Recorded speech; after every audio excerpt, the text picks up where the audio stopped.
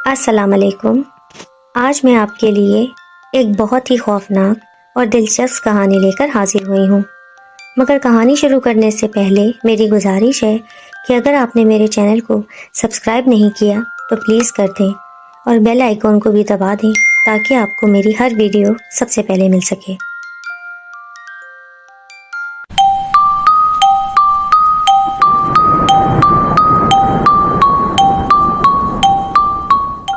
وکی، تم بہت تنگ کرتے ہو۔ میں تمہیں ہمیشہ وقت پر اٹھاتی ہوں تاکہ تم آفس ٹائم پر پہنچو، مگر جیسے ہی اٹھتے ہو موبائل پر لگ جاتے ہو۔ علی کو بھی تیار کرنے میں مدد نہیں کرتے۔ میں ناشتہ بناؤں، علی کو تیار کروں یا تمہیں سنبھالوں؟ رابعہ غصے میں صبح صبح اپنے شوہر وکی یعنی وقاص پر چلا رہی تھی۔ وکی کہتا ہے، ارے بھائی اتنی دیر کہاں ہوئی ہے، ابھی 7 ہی تو بجے ہیں۔ میں فٹافٹ نہا کے 2 منٹ میں تیار ہو جاتا ہوں۔ تم تو روز ہی میرے اور میرے معصوم موبائل کے پیچھے پڑ جاتی ہو۔ اور علی اب 5 سال کا ہو گیا ہے، وہ خود بھی تو تیار ہو سکتا ہے، تم ایسے ہی فکر کرتی ہو۔ ہاں، مجھے تو پہلے ہی پتا تھا کہ میں ہی غلط ہوتی ہوں اور آپ ہمیشہ کی طرح صحیح۔ روز اسی بات پر لڑائی ہوتی ہے ہماری۔ صبح اٹھتے موبائل، شام موبائل، رات کو جب تک نیند نہ آئے تو mobile mobile mobile mobile. Corona سے خطرناک تو یہ موبائل ہے جو آپ کو اپنوں سے دور کر دیتا ہے اور آپ اسی کی دنیا میں کھو جاتے ہیں۔ نہ آپ کوئی گھر کا کام کرواتے ہیں، نہ ہی کسی بھی فنکشن میں شامل ہوتے ہیں، پھر چاہے وہ علی کے اسکول کا ہو یا فیملی کا۔ اور اگر غلطی سے چلے بھی جائیں تو اسی موبائل کو چپکے رہتے ہیں۔ علی کی نوک جھوک روزانہ سنتا تھا۔ آج اس نے کہا، ماما پاپا آپ کی لڑائی کی وجہ سے میں اسکول سے روز لیٹ ہو جاتا ہوں۔ 2 بار وارننگ لیٹر بھی ملا ہے، اگر آج بھی لیٹ ہو گیا تو میں اسکول نہیں جاؤں گا۔ وکی اور رابعہ دونوں ایک دوسرے کو دیکھتے ہیں اور پھر اسے پیار سے کہتے ہیں، ہاں بیٹا تم ٹھیک کہہ رہے ہو، اب ہم ایسا نہیں کریں گے۔ چلو میں تمہیں اسکول کے لیے تیار کر دوں، 8 بجے تمہاری بس آ جائے گی۔ اور وکی تم بھی اس موبائل کی جان چھوڑو اور آدھے گھنٹے میں مجھے ڈائننگ ٹیبل پر ملو۔ آپ کو بتاتی چلوں، یہ کہانی ہے رابعہ اور وقاص کی، جو کہ کراچی کے علاقے کورنگی میں فلیٹ نمبر 709 میں رہتے ہیں۔ دونوں کی شادی کو 7 سال ہو چکے ہیں۔ دونوں بینک میں جاب کرتے تھے اور ایک کانفرنس میں ان کی ملاقات ہوئی۔ دونوں نے ایک دوسرے کو پسند کیا اور 2014 میں ان کی شادی ہو گئی۔ 2 سال بعد ان کے گھر علی کی پیدائش ہوئی، جو کہ بہت ہی پیارا، ذہین اور شرارتی بچہ تھا۔ علی کی وجہ سے ان کی زندگی مکمل ہو گئی تھی۔ وہ ہنسی خوشی زندگی گزار رہے تھے۔ پھر 2019 میں کرونا کی وجہ سے حالات اتنے بگڑ گئے کہ ان کی جاب خطرے میں پڑ گئی۔ کمپنیاں بند ہونے کی وجہ سے اور کاروبار میں گھاٹوں کی وجہ سے بینک کا کام تھوڑا نقصان میں جانے لگا۔ گھر پر رہنے کی وجہ سے لوگ سیونگز کا استعمال کرنے لگے۔ کمپنی نے اپنے امپلائیز کو ایلیمینیٹ کرنا شروع کر دیا۔ رابعہ بہت ڈپریشن میں چلی گئی۔ وکی کی جاب اچھی جا رہی تھی، مگر رابعہ کو نکال دیا گیا کیونکہ اس کی پروگریس ایوریج تھی۔ یہ خبر رابعہ نے بینک سے نکلتے وقت وکی کو بتائی۔ وہ بہت رو رہی تھی۔ وکی نے حوصلہ دیتے ہوئے کہا کہ کچھ نہیں ہوتا، سب ٹھیک ہو جائے گا۔ رابعہ اسی ٹینشن میں کار چلا رہی تھی۔ اچانک اس کا ایکسیڈنٹ ہو گیا۔ جانی نقصان تو نہیں ہوا، مگر پاؤں اور ٹانگ پر بہت چوٹیں آئیں۔ 2 مہینے تک وہ بیڈ ریسٹ پر رہی، پھر آہستہ آہستہ چلنا شروع کیا۔ پورا 1 سال اس نے گھر پہ گزارا۔ وقاص کی محبت اور علی کی پیاری شرارتوں نے اس کی ایکسیڈنٹ کی بری یاد کو تھوڑا دھندلا کر دیا، مگر ایک خواب اسے ہر رات ستاتا تھا اور اسے یہ حادثہ بھولنے نہیں دیتا تھا۔ وہ اکثر رات کو ڈر کر چلاتے ہوئے اٹھ جاتی تھی اور خوف سے رونے لگتی تھی۔ یہ خواب اس کو ایکسیڈنٹ کے 2 مہینے بعد سے آنے لگے تھے، جس کی وجہ سے رابعہ اپنی زندگی میں آگے نہیں بڑھ پا رہی تھی۔ مگر اب 1 سال کا عرصہ گزر چکا تھا۔ رابعہ نے ہمت کر کے دوبارہ زندگی میں آگے بڑھنے کا فیصلہ کیا، اور آج اس کی جاب کا پہلا دن تھا۔ پہلے چونکہ رابعہ گھر پر رہتی تھی تو سارے گھر کا کام بہت اچھے سے کر لیتی تھی، اسی لیے اسے کوئی مسئلہ بھی نہیں ہوتا تھا۔ مگر اب وہ جاب کرنے لگی تھی اور گھر اور آفس دونوں کو ایک ساتھ ہینڈل نہیں کر پا رہی تھی۔ اسی وجہ سے روزانہ ہر چھوٹی بڑی بات پر لڑائی ہوتی رہتی تھی۔ اب وکی بھی تیار ہو کر ڈائننگ ٹیبل پر آ گیا تھا۔ ارے واہ، آج تو میرے فیوریٹ ٹوسٹ بنے ہیں۔ تم کتنی اچھی ہو رابعہ، بیوی ہو تو تمہارے جیسی۔ رابعہ کہتی ہے، بس بس، اس ٹوسٹ پر جتنا بٹر لگا ہے اتنا کافی ہے، مجھے مکھن نہ لگائیں۔ اور وکی سے کہتی ہے کہ وکی، مجھ سے گھر اور آفس دونوں ایک ساتھ مینیج نہیں ہو رہے، مجھے کام والی چاہیے، مجھے ذرا بھی وقت نہیں ملتا۔ اب تو علی کو بھی ٹیوشن رکھوانی پڑے گی کیونکہ میرے پاس آفس کا بہت کام ہوتا ہے۔ وکی کہتا ہے، تو میری جان، اس میں مشکل کیا ہے، ایک میڈ رکھ لو۔ تمہیں ایک نمبر دیتا ہوں، انہیں اپنی تمام ریکوائرمنٹس بتا دو، اور جب انہیں تمہاری مناسبت سے میڈ مل جائے گی تو ہمارے ایڈریس پر بھیج دیں گے۔ رابعہ خوش ہو جاتی ہے اور اس نمبر پر کال کر کے اپنی ساری ڈیٹیلز انہیں بتا دیتی ہے۔ 2 دن گزر جاتے ہیں۔ رات کو ڈنر پر دونوں میاں بیوی بڑے اچھے موڈ میں باتیں کر رہے ہوتے ہیں۔ اسی دوران علی پوچھتا ہے کہ ماما، میڈ کا کیا بنا؟ تو رابعہ وکی کو کہتی ہے، ہاں میں بھی یہی سوچ رہی تھی کہ 2 دن ہو گئے ہیں، ابھی تک میڈ کا کوئی انتظام نہیں ہوا۔ تو وکی مذاق میں ہنستے ہوئے کہتا ہے، تم نے ڈیمانڈز ہی ایسی رکھ دی ہیں کہ بیچاروں کو ایسی میڈ ملنا بہت مشکل ہے۔ یہ سن کر علی بھی زور زور سے ہنسنے لگتا ہے۔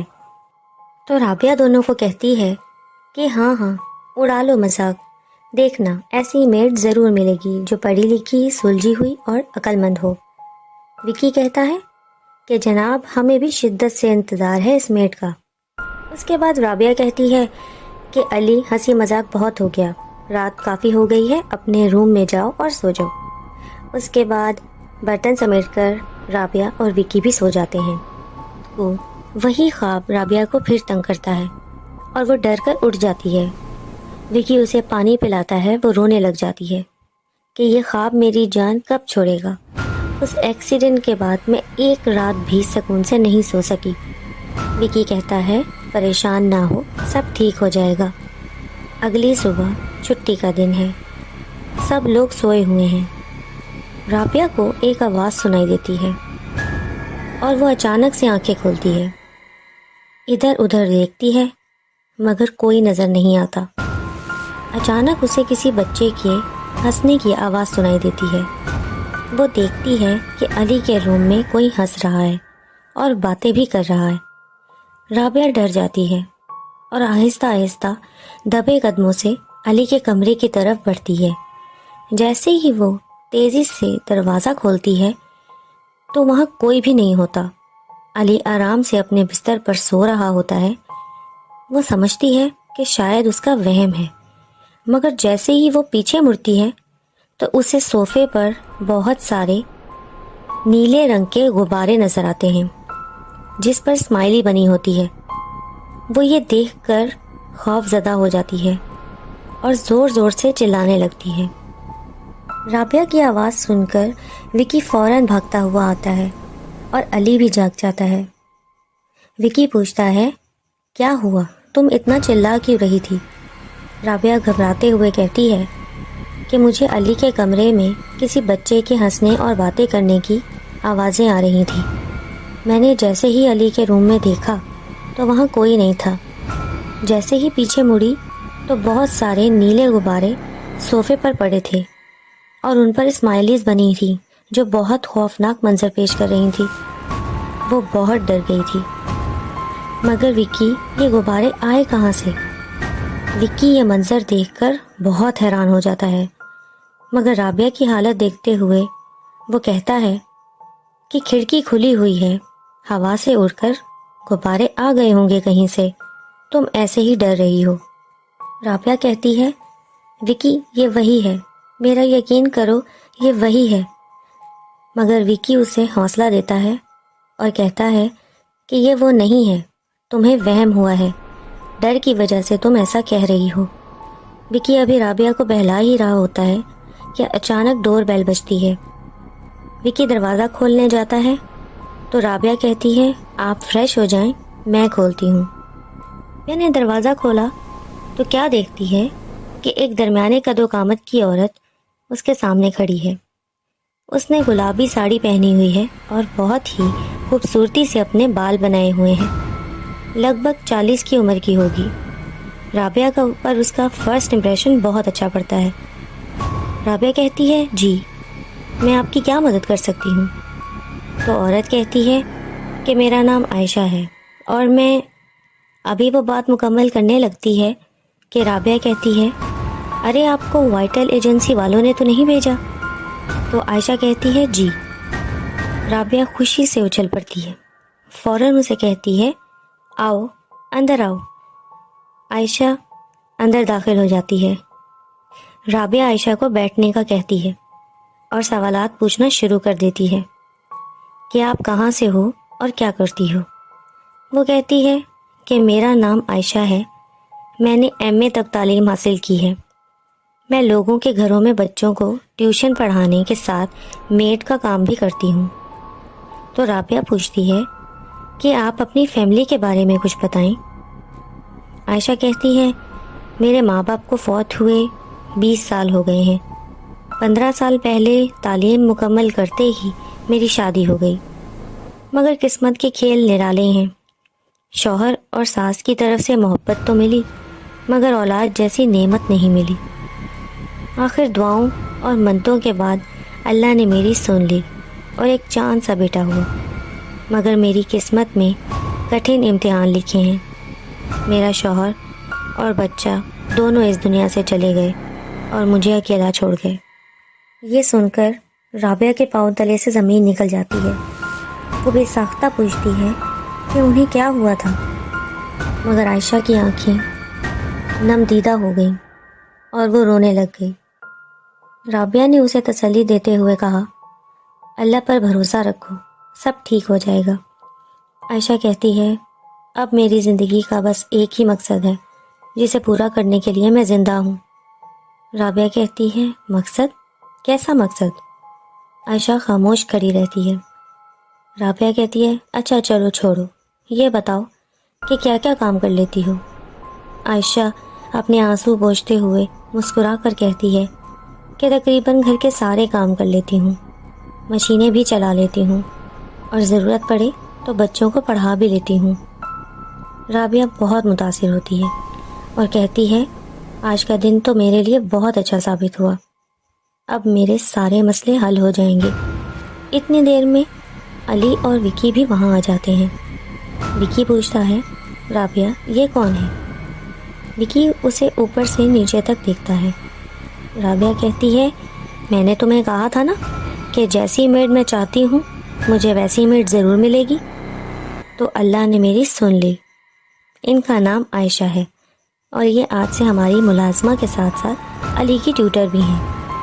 وکی گہری سوچ میں پڑ جاتا ہے کہ اگر اتنی پڑھی لکھی ہیں تو لوگوں کے گھروں میں کام کیوں کرتی ہیں، جاب کیوں نہیں کرتی؟ پھر رابعہ وکی کو ہلاتے ہوئے کہتی ہے کہ کہاں کھو گئے آپ، وہ کب سے آپ کو سلام کر رہی ہیں۔ وکی کہتا ہے کچھ نہیں، بس یوں ہی کچھ سوچ رہا تھا۔ خیر وعلیکم السلام۔ پھر وکی ڈائننگ کی طرف بڑھ جاتا ہے اور رابعہ کو کہتا ہے کہ بہت بھوک لگ رہی ہے، ناشتہ لگا دو۔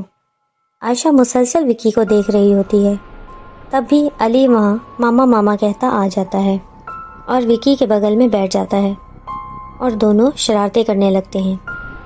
عائشہ حسد بھری نگاہوں سے دونوں کو دیکھ رہی ہوتی ہے۔ تبھی رابعہ عائشہ کو آواز لگا کر کہتی ہے کہ آؤ ناشتہ کر لو، اس کے بعد میں تمہیں گھر کے کام اور علی کی روٹین سمجھا دوں گی۔ عائشہ کہتی ہے آپ لوگ کریں، میں کر کے آئی ہوں، اور پھر وہ رابعہ کی مدد کرنے لگ جاتی ہے۔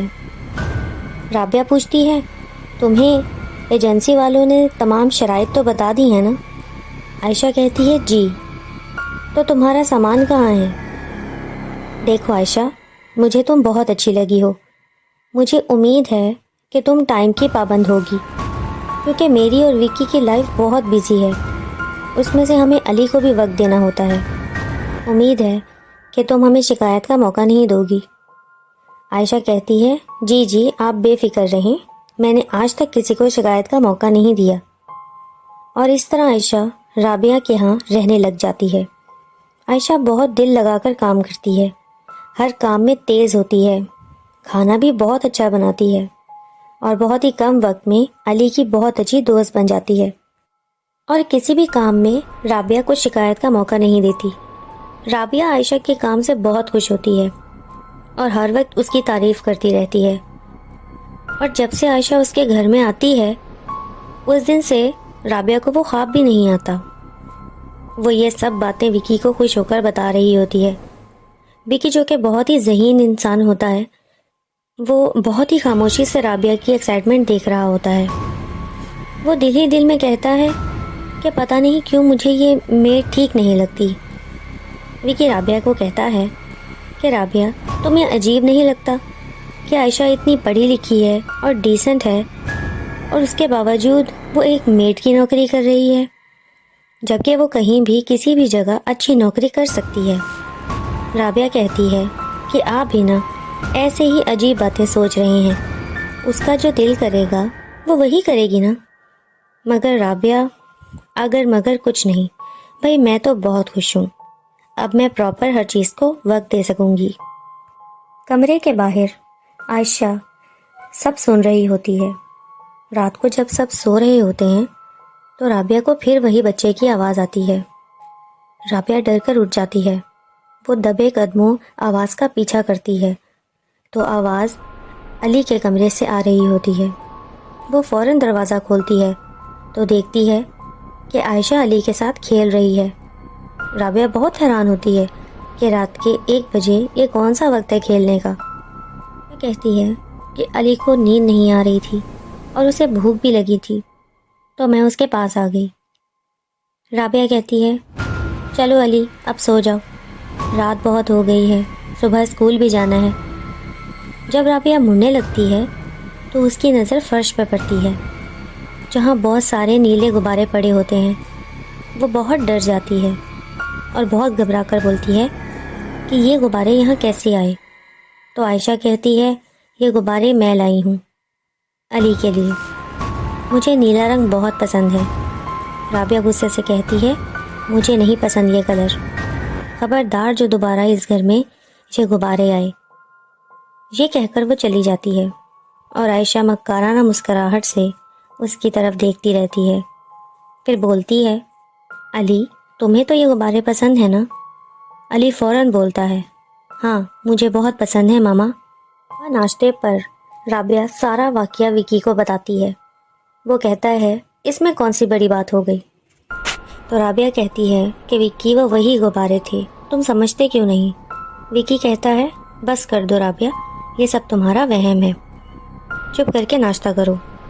یہ سب منظر عائشہ کچن سے بڑے مکارانہ انداز میں دیکھ رہی ہوتی ہے۔ دوپہر کو وکی اپنی فائل لینے گھر آتا ہے تو کیا دیکھتا ہے کہ عائشہ کے کمرے کے دروازے کے نیچے سے روشنی سے نکل رہی ہے، اور وہ بہت گھبرا جاتا ہے کیونکہ وہاں سے عجیب سی آوازیں بھی آ رہی ہوتی ہیں۔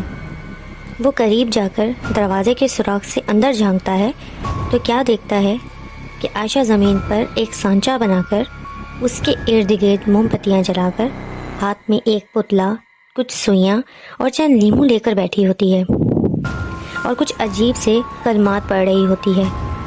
وہ یہ دیکھ کر بہت ڈر جاتا ہے، اسے کچھ سمجھ نہیں آتا کہ وہ کیا کرے۔ وہ فوراً سے فلیٹ سے باہر بھاگتا ہے۔ جیسے ہی وہ نیچے آتا ہے اور گاڑی اسٹارٹ کرتا ہے تو اسے یاد آتا ہے کہ چابی تو ٹیبل پر ہی بھول آیا ہے۔ وہ جیسے ہی گاڑی سے باہر نکلتا ہے تو عائشہ سامنے چابی لے کر کھڑی ہوتی ہے اور کہتی ہے کہ سر آپ اپنی چابی تو وہیں بھول گئے تھے۔ وکی اس کو دیکھ کر گھبرا جاتا ہے، اس کے منہ سے الفاظ تک نہیں نکل رہے ہوتے۔ عائشہ کہتی ہے کہ سر آپ کی طبیعت تو ٹھیک ہے نا، آپ کو اتنا پسینہ کیوں آ رہا ہے؟ تو وکی اپنے ڈر پر قابو پاتے ہوئے بولتا ہے کہ میں آفس کی کوئی فائل لینے آیا تھا تو شاید چابی وہیں ٹیبل پر بھول آیا۔ یہ کہہ کر وہ چابی لے کر وہاں سے چلا جاتا ہے اور عائشہ ساکن کھڑی اسے دیکھتی رہتی ہے۔ گاڑی چلاتے وقت وکی مسلسل عائشہ کے بارے میں سوچ رہا ہوتا ہے۔ اس کے دماغ میں پچھلی ساری باتیں گھوم رہی ہوتی ہیں اور وہ یہ سوچ رہا ہوتا ہے کہ آخر یہ ہمارے ساتھ ایسا کیوں کر رہی ہے؟ ہماری تو کسی سے کوئی دشمنی بھی نہیں ہے، آخر اس کا مقصد کیا ہے؟ اب میں یہ سب رابعہ کو کیسے بتاؤں گا؟ وہ تو اس پر بہت بھروسہ کرتی ہے۔ وہ یہ سوچ ہی رہا ہوتا ہے کہ اچانک اس کی نظر پچھلی سیٹ پر پڑتی ہے جہاں عائشہ بیٹھی ہوتی ہے اور کہتی ہے کہ کیا ہوا سر، آپ کی طبیعت تو ٹھیک ہے نا؟ اور زور زور سے ہنسنے لگتی ہے۔ اس کا خوفناک چہرہ دیکھ کر وکی اپنا قابو کھو دیتا ہے اور اس کی گاڑی ایک درخت سے جا ٹکراتی ہے اور وکی بے ہوش ہو جاتا ہے۔ آس پاس کے لوگ فوراً بھاگ کر وہاں آتے ہیں اور وکی کو ہاسپٹل لے جاتے ہیں۔ جیسے ہی رابعہ کو وکی کے ایکسیڈنٹ کی خبر ملتی ہے، وہ فوراً ہاسپٹل پہنچتی ہے اور ڈاکٹر سے مل کر وکی کی حالت دریافت کرتی ہے۔ ڈاکٹر بتاتا ہے کہ فکر کی کوئی بات نہیں ہے، ان کو زیادہ چوٹ نہیں آئی، بس معمولی سی خراشیں ہیں، وہ بھی کچھ دن میں ٹھیک ہو جائیں گی۔ آپ ان کو گھر لے جائیں اور ان کا اچھے سے خیال رکھیں۔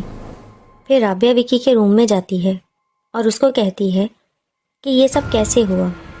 وہ رابعہ کو جیسے ہی کچھ بتانے لگتا ہے، وہاں عائشہ علی کو لے کر آ جاتی ہے اور وکی کہتا ہے مجھے کچھ ٹھیک سے یاد نہیں، میرے سر میں بہت درد ہے۔ تو رابعہ کہتی ہے کوئی بات نہیں، آپ ریسٹ کریں، میں کچھ فارمیلٹیز پوری کر کے اور آپ کی دوائیاں لے کر آتی ہوں، پھر ہم گھر چلتے ہیں۔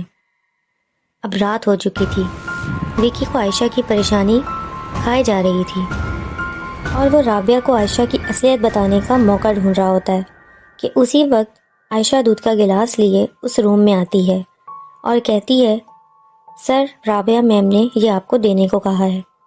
وکی عائشہ کو دیکھ کر گھبرا سا جاتا ہے اور گھبراہٹ میں سارا دودھ پی لیتا ہے۔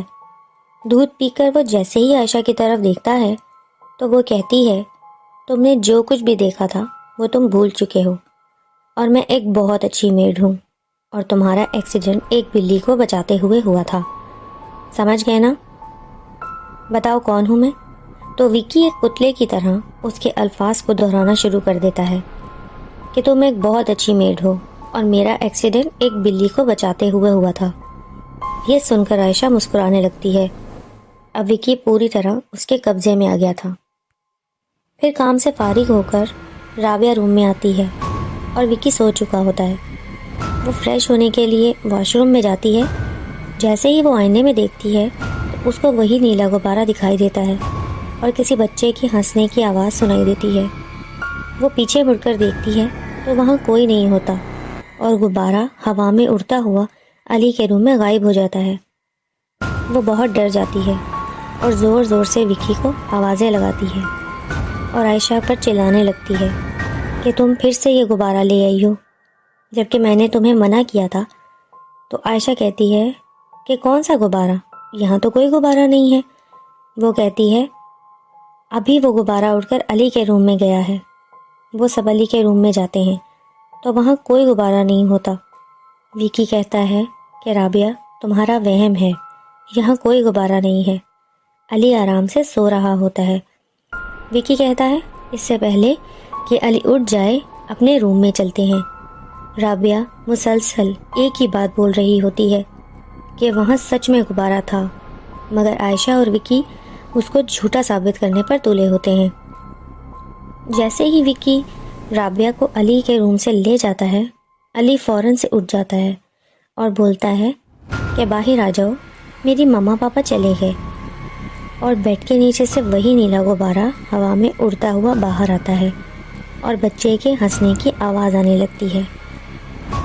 دونوں کو دیکھ کر مسکرانے لگتی ہے اور وہاں رابعہ وکی کو یقین دلانے کی کوشش میں لگی ہوتی ہے विकी कहता है कि मैं सुबह तुम्हें किसी अच्छे से डॉक्टर को चेक करवाता हूँ। इसी तरह चलता रहा तो तुम एक दिन पागल हो जाओगी। विकी की बातें सुनकर राबिया बहुत हैरान होती है, क्योंकि विकी ने कभी उसको ऐसे अल्फाज नहीं बोले होते। राबिया जब भी बीमार होती या डर कर उठती थी, विकी हमेशा उसको संभालता और अच्छे से उसका ख्याल रखता था। इस बार उसकी बातों से राबिया सोच में पड़ गई। वो ये सोचने लगी कि क्या वो सच में पागल हो रही है और ये नीले गुब्बारे उसका वहम तो नहीं। इसी सोच में वो सो जाती है। फिर विकी रूम से बाहर आता है और आयशा दूध का गिलास लिए बाहर ही उसका इंतज़ार कर रही होती है और कहती है, बहुत अच्छे, इसी तरह मेरी सारी बातें मानते रहो। अब ये दूध पियो और सो जाओ। सुबह बताऊंगी कि अब आगे तुम्हें क्या करना है। विकी हाँ में सर हिलाता हुआ मुर्दों की तरह चलता हुआ रूम में चला जाता है और सो जाता है। अगली सुबह मामूल के मुताबिक राबिया और विकी तैयार होकर ऑफिस के लिए निकलते हैं। तो राबिया पूछती है, विकी आपने बताया नहीं कि आपका एक्सीडेंट कैसे हुआ था। तो विकी के कान में आयशा के अल्फाज गूंजते हैं। वो कहता है कि मैं अपने ख्यालों में गाड़ी चला रहा था कि अचानक सामने से बिल्ली आ गई और उसको बचाने के चक्कर में मेरी कार बेकाबू हो गई। राबिया विकी के बदले अंदाज को मुसलसल नोट कर रही होती है और पूछती है कि विकी सब ठीक तो है ना? तुम इतना अजीब सा बिहेव क्यों कर रहे हो? कोई बात है तो बताओ मुझे। विकी कहता है, ऐसा कुछ नहीं है मेरी जान, सब ठीक है। तुम बहुत जल्दी परेशान हो जाती हो। आयशा घर से ही सारा मंजर देख रही होती है और अपनी अगली जाल की तैयारी कर रही होती है। दिन ऐसे ही गुजरते जाते हैं और राबिया की हालत भी ख़राब होती जाती है। ऊपर से विकी की लापरवाही चैन नहीं लेने देती। एक रात डिनर करते वक्त विकी खाने की बहुत तारीफ़ करता है कि कमाल का पुलाव बनाया है, और अली भी कहता है, हाँ पापा, बहुत मज़े का है। राबिया जैसे ही अपनी प्लेट पर चावल डालती है तो चावल बारीक सूंडियों में बदल जाते हैं। वो ज़ोर से चिल्लाती है, सब डर जाते हैं। विकी पूछता है, क्या हुआ? वो कहती है कि प्लेट में कीड़े मकोड़े हैं, मगर जब वो देखते हैं तो प्लेट में सिर्फ चावल होते हैं। ये देखकर राबिया बहुत डर जाती है कि उसके साथ आखिर हो क्या रहा है। विकी उसे पानी का गिलास पकड़ाता है तो पानी खून में बदल जाता है। राबिया ज़ोर ज़ोर से चिल्लाने लगती है और गिलास नीचे फेंक देती है और कहती है कि इसमें खून है, और बेहोश हो जाती है। अगली सुबह राबिया को होश आता है तो आयशा उसके सामने खड़ी होती है। राबिया बड़ी थकावट में उठती है और कहती है कि क्या टाइम हो गया है, मुझे उठाया क्यों नहीं? आयशा कहती है, 9 बजे हैं, आपकी तबीयत ठीक नहीं थी, इसलिए मैंने आपको उठाना मुनासिब नहीं समझा। आप फ्रेश हो जाएं, मैं आपके लिए नाश्ता बना देती हूँ। राबिया पूछती है कि विकी और अली ने नाश्ता कर लिया है? तो आयशा कहती है, जी, उन दोनों ने नाश्ता कर लिया है और वो पार्क जाने का प्लान बना रहे हैं। अली कल शाम से पार्क जाने की जिद कर रहा था। आप भी नाश्ते के बाद तैयार हो जाएं, हम साथ जाएंगे। राबिया आयशा की बात सुनकर हैरान हो जाती है कि अली ने पार्क जाने की बात मुझसे क्यों नहीं कही, और विकी ने भी खुद ही प्लान बना लिया, जबकि उसको अच्छे से पता था कि आज मेरा शॉपिंग का प्लान है। खैर, वो ये सोचते हुए आयशा को कहती है कि ठीक है, मैं तैयार होकर आती हूँ। पार्क पहुँचते ही राबिया और अली बेंच पर बैठ जाते हैं और आयशा अली को ले जाकर झूले झुलाने लगती है। अली और आयशा को इतना खुश देखकर राबिया विकी से कहती है कि आजकल सब बहुत बदले बदले से लगते हैं। अली और आयशा की नज़दीकी कहीं हमें अली से दूर ना कर दे। मैं जानती हूँ आजकल मैं अपनी तबीयत की वजह से अली को ज़्यादा वक्त नहीं दे पाती, इस बात का मुझे बहुत अफसोस होता है। तो विकी फ़ौरन उसकी बात काटते हुए कहता है, अरे ऐसा कुछ नहीं है, आयशा एक बहुत अच्छी मेड है, अली को अपनी औलाद की तरह ट्रीट करती है और अली भी उसको बहुत पसंद करता है। तुमने खुद ही तो अली की जिम्मेदारी आयशा को दी थी, अब खुद ही फजूल सोच रही हो। देखो ज़रा दोनों कितने खुश नज़र आ रहे हैं। चलो अब अपना मूड ठीक करो और बताओ क्या खाओगी। तो राबिया मुस्कुराने लगती है और कहती है, आइसक्रीम ले आए। اب وکی آئس کریم لینے چلا جاتا ہے اور رابعہ اکیلی بینچ پر بیٹھی ہوتی ہے کہ اسے پھر سے اس بچے کے ہنسنے کی آواز آتی ہے اور وہ سائڈ پر نظر دوڑاتی ہے تو ایک بچہ درخت کے پاس بیٹھا ہوتا ہے۔ وہ اس بچے کو دیکھنے کے لیے اس کے پاس جاتی ہے، بچے کو آواز لگاتی ہے اور پوچھتی ہے کہ بیٹا آپ یہاں اکیلے کیوں بیٹھے ہو؟ آپ کے ماما پاپا کہاں ہیں؟ جیسے ہی بچے کا چہرہ دیکھتی ہے تو ایک دم خوف زدہ ہو جاتی ہے، کیونکہ اس بچے کا چہرہ ایک نیلے بلون میں تبدیل ہو جاتا ہے اور اس پر وہی اسمائلی بنی ہوتی ہے۔ وہ بچہ رابعہ کو دیکھ کر ہنسنے لگتا ہے اور کہتا ہے کیا ہوا آنٹی؟ اور رابعہ چلانے لگتی ہے۔ اسی وقت عائشہ اور علی وہاں آ جاتے ہیں، مگر وہاں کوئی بچہ نہیں ہوتا۔ عائشہ پوچھتی ہے کہ میڈم کیا ہوا؟ رابعہ دل میں سوچتی ہے اگر میں نے اس بچے اور بلون کی بات کی تو یہ لوگ مجھے پاگل سمجھیں گے، تو وہ کہتی ہے کہ کچھ نہیں، بس وہ ایک چوہا دیکھ کر میں ڈر گئی تھی۔ عائشہ مکارانہ انداز میں مسکرانے لگتی ہے اور درخت کے پیچھے وہی بچہ علی کو دیکھ کر ہاتھ ہلا رہا ہوتا ہے اور علی بھی اس کو دیکھ کر ہنس رہا ہوتا ہے۔ پھر رابعہ کہتی ہے میں ذرا فریش ہو کر آتی ہوں، تب تک وکی بھی آ جائیں گے، تم علی کا خیال رکھنا۔